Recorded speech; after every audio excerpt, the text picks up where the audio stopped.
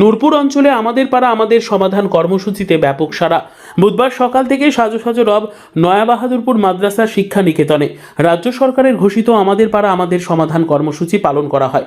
ক্যাম্পে বিশেষ অতিথি হিসেবে উপস্থিত ছিলেন রাজ্যের বিপর্যয় মোকাবিলা দফতরের মন্ত্রী জাভেদ আহমেদ খান, বিদ্যুৎ দফতরের প্রতিমন্ত্রী আখরুজ্জামান, জঙ্গিপুরের পুলিশ সুপার অমিত কুমার সাউ, জঙ্গিপুরের মহকুমা শাসক একামজি সিং, সুতিয়া এক ব্লকের বিডিও অরূপ সাহা, নূরপুর পঞ্চায়েতের প্রধান শেখ আবদুল্লাহ, পঞ্চায়েত সমিতির সভাপতি হাজেরা সুলতানা সহ অন্যান্য আধিকারিক ও বিশিষ্টজনেরা। আগত সাধারণ মানুষের সামনে আমাদের পাড়া আমাদের সমাধান কর্মসূচির গুরুত্ব তুলে ধরেন রাজ্যের মন্ত্রী এবং প্রশাসনিক কর্মকর্তারা। তারপরে ঘরে ঘরে গিয়ে সাধারণ মানুষের অভাব অভিযোগ শুনে সেগুলো নোট ডাউন করে সমাধান করতে তৎপরতার নির্দেশ প্রদান করেন। এদিন এলাকার রাস্তাঘাট থেকে শুরু করে পানীয় জল, ড্রেন সহ নানাবিধ বিষয় সমস্যা হিসেবে প্রশাসনিক আধিকারিকদের সামনে তুলে ধরেন নূরপুর গ্রাম পঞ্চায়েত এলাকার সাধারণ মানুষ। রাজ্যের মন্ত্রীদের আগমন এবং আমাদের পাড়া আমাদের সমাধান কর্মসূচিতে মানুষের ব্যাপক উপস্থিতি, উৎসাহ পরিলক্ষিত হয়। দুয়ারে সরকার ক্যাম্পের মাধ্যমে সাধারণ মানুষের বিশেষ আবেদনপত্র গ্রহণ করা হয়। এদিনের এই ক্যাম্পে মন্ত্রী জাভেদ খান কি জানিয়েছেন শুনব।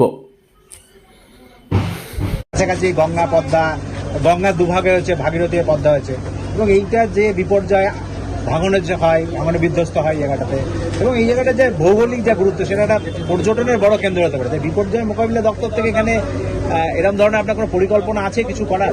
দেখো, গঙ্গা ভাঙনের যেটা ব্যাপার আছে সেন্ট্রাল গভর্নমেন্ট, না ভাঙন না, ভাঙনের থেকে আপনি ভাঙন থেকে তো সব জিনিস সমস্যা। হ্যাঁ, সেন্ট্রাল গভর্নমেন্টের 1 নম্বর, 2 নম্বর হচ্ছে যেটা আমাদের কাছে যখনই এরকম যে কোনো বিপর্যয় হয়, যেটা প্রয়োজন হয় সেটাই সরকার এগিয়ে এসে মেটায়।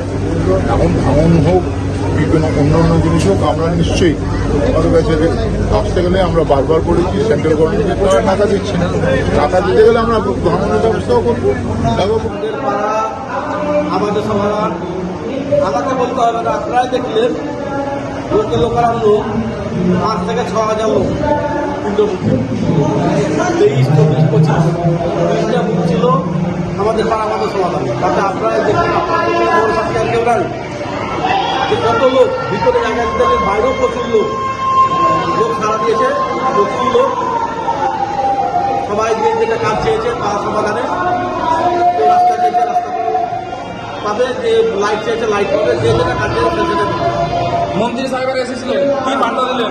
মন্ত্রী সাহেবের বার্তা দিলেন, বললেন যে আপনাদের কাজ যেটা দিচ্ছে 10 লক্ষ টাকা, সেটা আপনার পাড়ার লোককে দিচ্ছে। এটা মেম্বাররা সিলেকশন করবে না, নেতা সিলেকশন করবে না, এটা পাড়ার লোক সিলেকশন করবে।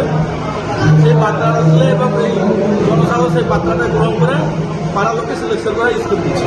সবাই অভিযোগ করছে যে 10 লাখ টাকার কাজ হবে না। না না, এটা শুনে এটা ব্যাপার হলে টেন্ডারের ব্যাপারটা আলাদা ব্যাপার, হয়তো ঠিক আছে, কিন্তু কাজ আমাদের কাছে যা খবর আছে 10 লাখ টাকার কাজ।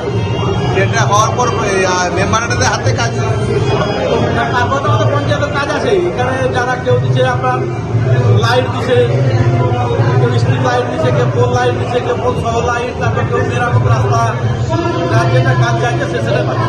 এখানে কোনো সমস্যা ভালো ছিল। ভালো। কোন জায়গায় হলো এটা? এটা আপনার বাহাদুর জিপির মধ্যে আপনার পরিচয়? আমি প্রধান শেখ আব্দুল।